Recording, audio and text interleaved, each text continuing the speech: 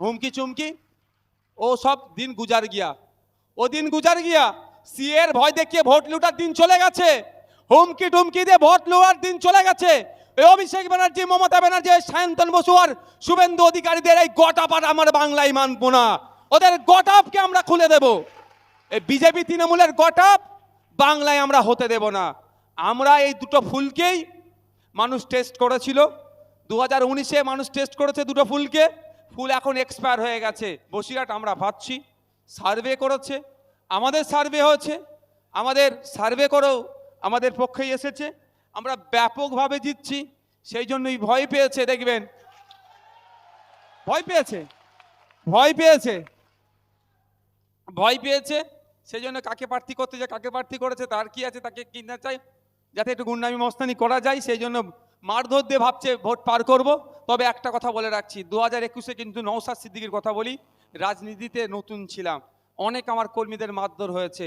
এটা 2024, 3 বছর হলেও কিছুটা হলেও রাজনীতি বুঝেছি এই রাজনীতিদের কারবারিদের কাছ থেকে। এই তৃণমূল বিজেপির মাইনারি, এই শুভেন্দু অধিকারী, এই মমতা ব্যানার্জির বাইনারি থেকে কিছুটা হলেও রাজনীতি বুঝেছি। এবার আমার কর্মীদের গায়ে হাত দিতে গেলে বুঝিয়ে দেবো আইনের মাধ্যমে, আর আমিও বুঝে নেব। পার্লামেন্টে একটা হলেও বসিরহাট থেকে পাঠান, পশ্চিমবাংলা বিধানসভায় 294 একটা আছে, মজা বুঝিয়ে দিচ্ছে। 543-এর মধ্যে একটা গেলে মজা বুঝিয়ে দেবে, সে যেই ক্ষমতায় আসুক না কেন। 543-এর মধ্যে একটাই যদি যাই, মজা বুঝিয়ে ছেড়ে দেবে। যেমন 294-এ বুঝতে পারছে, তো এখানে ওটা বুঝবে। তো আমরা আগামী দিনে ও কারো কথায় কান দেওয়ার দরকার নেই। আমরা এখান থেকে আমাদের প্রতিনিধি করে পার্লামেন্টে পাঠাবো, যে জনগণের জনপ্রতিনিধি হবে।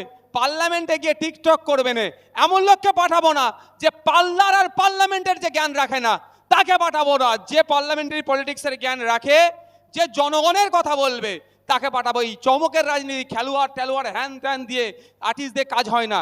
মানুষ খেতে পাচ্ছে না, উনি ব্যাট দিয়ে আর বল দিয়ে বল খাবে, ব্যাট খাবে, ছক্কা খাবে নাকি? ও চিন চলে না। ভালো সিনেমা করো তাহলে, ও ভালো সিনেমা করে, ও ভালো গায়ক, ও গান দিয়ে কারো পেট ভরবে না, ও সিনেমা দিয়ে কারো পেট ভরবে না। আমার পাশের বাড়ি রাম কাকুটা খেতে পাচ্ছে না, তার কিভাবে খাওয়ার ব্যবস্থা করব।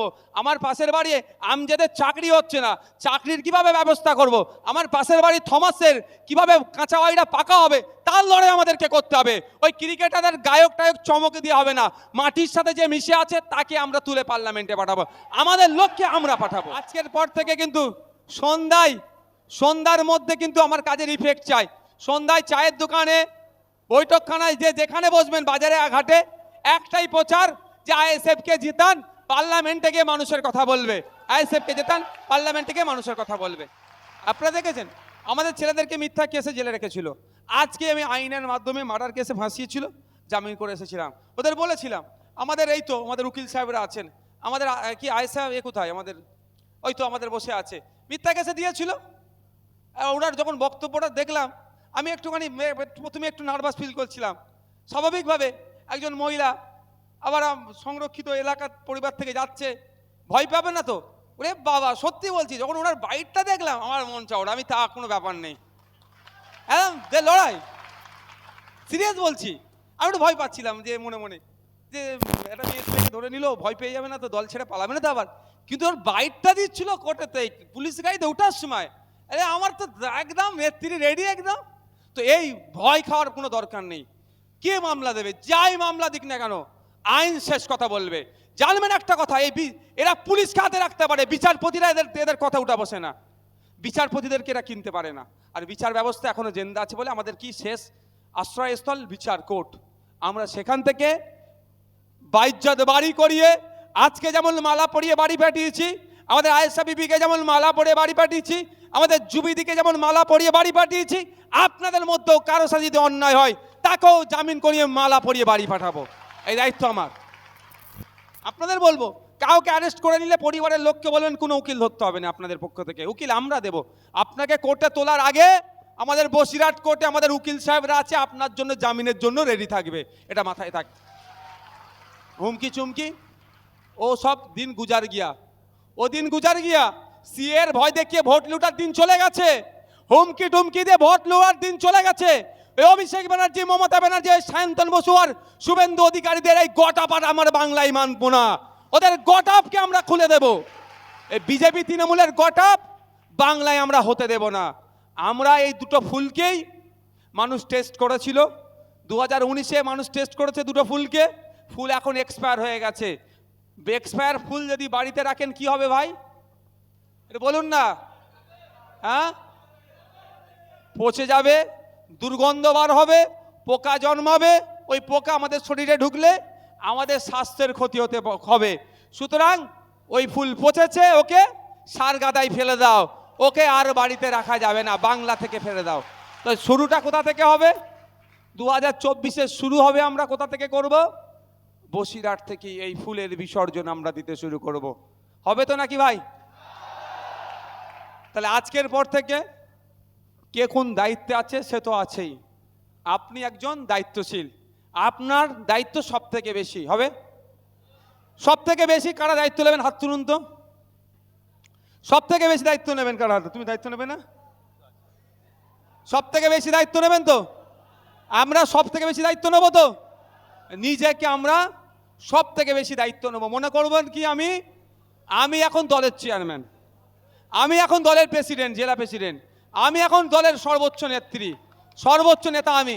আমার দ্বারাই দলটাকে এগিয়ে নিয়ে যেতে হবে, আমাকে জিততে হবে, আমাকে দিনের শেষে জিততে হবে। বসিরহাট আমরা ভাবছি, সার্ভে করেছে, আমাদের সার্ভে হয়েছে, আমাদের সার্ভে করেও আমাদের পক্ষেই এসেছে, আমরা ব্যাপকভাবে জিতছি। সেই জন্যই ভয় পেয়েছে, দেখবেন ভয় পেয়েছে, ভয় পেয়েছে, ভয় পেয়েছে। সেই জন্য কাকে প্রার্থী করতে যায়, কাকে প্রার্থী করেছে, তার কি আছে, তাকে কিনা চাই, যাতে একটু গুন্ডামি মস্তানি করা যায়, সেই জন্য মারধর দিয়ে ভাবছে ভোট পার করব। তবে একটা কথা বলে রাখছি, 2021-এ কিন্তু নওশাদ সিদ্দিকীর কথা বলি, রাজনীতিতে নতুন ছিলাম, অনেক আমার কর্মীদের মারধর হয়েছে। এটা 2024, 3 বছর হলেও কিছুটা হলেও রাজনীতি বুঝেছি এই রাজনীতিদের কারবারিদের কাছ থেকে। এই তৃণমূল বিজেপির মাইনারি, এই শুভেন্দু অধিকারী, এই মমতা ব্যানার্জির বাইনারি থেকে কিছুটা হলেও রাজনীতি বুঝেছি। এবার আমার কর্মীদের গায়ে হাত দিতে গেলে বুঝিয়ে দেবো আইনের মাধ্যমে, আর আমিও বুঝে নেব। ভালো থাকবেন, ভালো থাকবেন, সুস্থ থাকবেন, পাড়ায় পাড়ায়। হ্যাঁ, তো আর আপনারা একটা জিনিস নিয়ে একদম ভাববেন না কে প্রার্থী হচ্ছে আর কবে ঘোষণা হচ্ছে, ওটা আমাদের দায়িত্ব, আমাদেরকে ছেড়ে দেন, ওই দায়িত্বটা আমাদেরকে দিয়ে দেন। কিন্তু আপনারা আজ থেকে কি করবেন? দায়িত্ব নিয়ে বাড়িতে বাড়িতে চলে যান। আজকে সন্ধ্যার মধ্যে কজনকে আপনি বুঝাতে পারেন সেটাই আপনি নোট করুন খাতাতে। নিজের কাজ আমি কজনকে বুঝাতে পারলাম? একটা কথা ভাই, 1 মিনিট, 1 মিনিট, 1 মিনিট, 1 মিনিট, আমি আর 1টা মিনিট টাইম নেব ভাই, আসতে আমি 1টা মিনিট টাইম নেব। এই কথা আসবে, এটা আসবে, বিজেপি চলে আসবে তৃণমূলকে ভোট দাও। 2019 সালে কথা বলেছিল তো, আপনারা ভোট দিয়েছিলেন, ভোট দিয়ে পার্লামেন্টে কেন পাঠালেন? সিএকে আটকানোর জন্য, কৃষক বিল আটকানোর জন্য, জনগণের বিরুদ্ধে যে সমস্ত বিলগুলো আসছে সেগুলো আটকানোর জন্য। কাজ হয়েছে? হয়েছে? উল্টে কি হয়েছে? সিএকে করার সহযোগিতা করেছে মমতা ব্যানার্জি। আমি অন ক্যামেরা বলছি, মমতা ব্যানার্জি যদি আমি ভুল বলি আমার বিরুদ্ধে আইনত ব্যবস্থা নিক। পশ্চিমবাংলার সিএ হোক মমতা ব্যানার্জি সর্বপ্রথম চেয়েছে। তারপরে বলি তো এই নির্বাচনে ওই ধরনের কথা বলবে, কোনো কথাই কান দেওয়ার দরকার নেই। পার্লামেন্টে একটা হলেও বসিরহাট থেকে পাঠান। পশ্চিমবাংলা বিধানসভায় 294 একটা আছে, মজা বুঝিয়ে দিচ্ছে। 543-এর মধ্যে একটা গেলে মজা বুঝিয়ে দেবে, সে যেই ক্ষমতায় আসুক না কেন। 543-এর মধ্যে একটাই যদি যায় মজা বুঝিয়ে ছেড়ে দেবে। যেমন 294 বুঝতে পারছে, তো এখানে ওটা বুঝবে। তো আমরা আগামী দিনে ও কারো কথায় কান দেওয়ার দরকার নেই। আমরা এখান থেকে আমাদের প্রতিনিধি করে পার্লামেন্টে পাঠাবো, যে জনগণের জনপ্রতিনিধি হবে। পার্লামেন্টে গিয়ে টিকটক করবে না এমন লোককে পাঠাবো না, যে পার্লার আর পার্লামেন্টের যে জ্ঞান রাখে না তাকে পাঠাবো না। যে পার্লামেন্টারি পলিটিক্সের জ্ঞান রাখে, যে জনগণের কথা বলবে তাকে পাঠাবো। এই চমকের রাজনীতি, খেলোয়াড় হ্যান ত্যান দিয়ে, আর্টিস্ট দিয়ে কাজ হয় না। মানুষ খেতে পাচ্ছে না, উনি ব্যাট দিয়ে আর বল দিয়ে বল খাবে, ব্যাট খাবে, ছক্কা খাবে নাকি? ও চিন চলে না। ভালো সিনেমা করতে হলো, ও ভালো সিনেমা করে, ও ভালো গায়ক, ও গান দিয়ে কারো পেট ভরবে না, ও সিনেমা দিয়ে কারো পেট ভরবে না। আমার পাশের বাড়ি রাম কাকুটা খেতে পাচ্ছে না, তার কিভাবে খাওয়ার ব্যবস্থা করব। আমার পাশের বাড়ি আমজেদের চাকরি হচ্ছে না, চাকরির কিভাবে ব্যবস্থা করব। আমার পাশের বাড়ি থমাসের কিভাবে কাঁচা বাড়িটা পাকা হবে, তার লড়াই আমাদেরকে করতে হবে। ওই ক্রিকেটারদের গায়ক টায়ক চমকে দিয়ে হবে না, মাটির সাথে যে মিশে আছে তাকে আমরা তুলে পার্লামেন্টে পাঠাবো, আমাদের লক্ষ্যে আমরা পাঠাবো। সকলে ভালো থাকবেন, সুস্থ থাকবেন, ভালো থাকবেন, সুস্থ থাকবেন।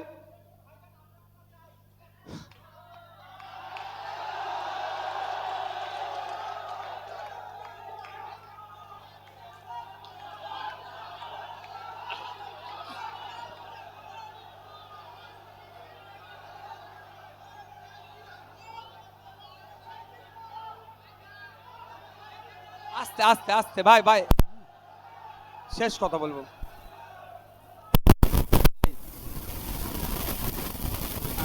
হ্যালো হ্যালো হ্যালো, ইভিএম ভাই, আমি বলি এবার আস্তে আস্তে বিদায় নিতে হবে। হলটা কটা বাজে, কটা বাজে ভাই ভাই ভাই, 1 মিনিট। আমার কিন্তু এই বাতাস ক্লিয়ার হচ্ছে না, আমার কিন্তু কষ্ট হচ্ছে ভাই। আপনারা আপনাদের কথা অবশ্যই বলতে পারেন। আমি তো এক জায়গায় দাঁড়াবার ইচ্ছে প্রকাশ করেছি, আপনারা জানেন দলের অনুমোদনের জায়গায় আছে, সেখানেই আমার সাথে দলের সাথে এক প্রকার এই তো এই সবগুলো দেখেন না এখন হাসছে, এরাই আমাকে ডিস্টার্ব করছে বেশি। লড়াই চলছে, আমি দাঁড়াবো, আর এদের মন্তব্য আলাদা, সেই লড়াই চলছে, আশা করছি লড়াই জিত হব। তো কথা হচ্ছে যেটা, যেই ক্যান্ডিডেট হোক না কেন বড় ভাইজানের ক্যান্ডিডেট হবে, বড় ভাইজানের। আর বড় ভাইজানের যিনি ক্যান্ডিডেট হবে সে আপনাদের মাঝপথে আশা করছি আপনাদের সাথে তারা বেট্রে করবে না। আচ্ছা, ইভিএম মেশিনের কথা বললেন, আমরা যেমন ঐক্যবদ্ধ হয়ে ভোট চুরি রুখবো, ইভিএম মেশিন যেখানে হবে সেখানে আমাদের লোক পাহারা দেবে, চিন্তা নেই। ইভিএম মেশিনও মোদিবাবুকে বা দিদিকে চুরি করতে আমরা দেব না। আর এক শেষ কথা ভাই, একদম শেষ করছি, আপনারা এক বাক্যে উত্তর দেবেন, ক্যান্ডিডেট বড় না দল বড়? ঠিক হলো না আওয়াজটা, ক্যান্ডিডেট বড় না দল বড়? আর বড় ভাইজান যাকে বলে দেবে, বড় ভাইজান যার নাম বলবে, হ্যাঁ, যেটাই করব আমরা। এই আছে রাজ্য কমিটির মেম্বার, সেটা ছিল এই আমাদের কোথায় বিশ্বজিৎদা, কোথায় ও বিশ্বজিৎদা বেরিয়ে গেছে, ও তাপসদা ছিল। বড় ভাইজানের নির্দেশে আমরা করব। সকলে ভালো থাকবেন, সুস্থ থাকবেন ভাই। এখানে আপনারা কেউ এখন আসবেন না, এখন মিডিয়া বন্ধুরা আমাকে কিছু কোশ্চেন করতে পারে, কোশ্চেনের অ্যান্সার দেবো। আপনারা হলটা ছেড়ে দিন, এরপরেও নাকি আরও প্রোগ্রাম আছে, তাদেরকে ছাড়তে হবে ভাই। যারা আছেন আস্তে আস্তে বেরিয়ে যান, বাইরে গিয়ে দরকার লাগলে দাঁড়ান, ওখানে গিয়ে একটু কথা বলবো। বাইকগুলো যাদের আছে আস্তে আস্তে নিয়ে করুন। আজকের পর থেকে কিন্তু সন্ধ্যার মধ্যে কিন্তু আমার কাজের ইফেক্ট চাই। সন্ধ্যায় চায়ের দোকানে, বৈঠকখানায়, যেখানে বসবেন, বাজারে ঘাটে, একটাই প্রচার যে আইএসএফকে জিতান, পার্লামেন্টে গিয়ে মানুষের কথা বলবে। আইএসএফকে জিতান, পার্লামেন্টে গিয়ে মানুষের কথা বলবে। আস্তে আস্তে বিদায় নেন। আইএসএফ জিন্দাবাদ, আইএসএফ জিন্দাবাদ। এবার লোকসভা নির্বাচনে আইএসএফ জিতছে, জিতবে। এবার লোকসভা নির্বাচনে